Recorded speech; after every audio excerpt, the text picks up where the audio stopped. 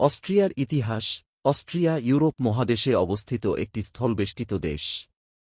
দেশটি ১৯১৮ সালে আধুনিক স্বাধীন রাষ্ট্র হিসেবে প্রতিষ্ঠিত হয়। বর্তমানে জনসংখ্যা প্রায় ৯ মিলিয়ন। প্রধান ধর্ম খ্রিস্টান। রাজধানীর নাম ভিয়েনা। অস্ট্রিয়ার ঐতিহ্য সঙ্গীত, স্থাপত্য ও রাজকীয় সংস্কৃতিতে সমৃদ্ধ। ঐতিহাসিক স্থানের মধ্যে শোনব্রুন প্রাসাদ ও সেন্ট স্টিফেন ক্যাথেড্রাল উল্লেখযোগ্য।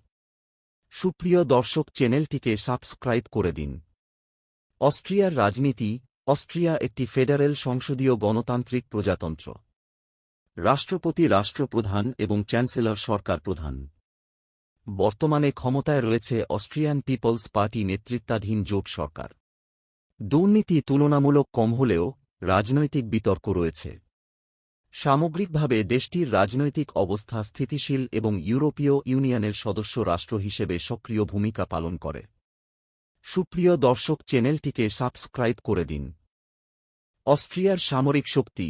অস্ট্রিয়ার কোনো পারমাণবিক অস্ত্র নেই। দেশটির কাছে প্রায় ১৫টি যুদ্ধ বিমান রয়েছে এবং প্রশিক্ষণ ও নজরদারি বিমানও ব্যবহৃত হয়।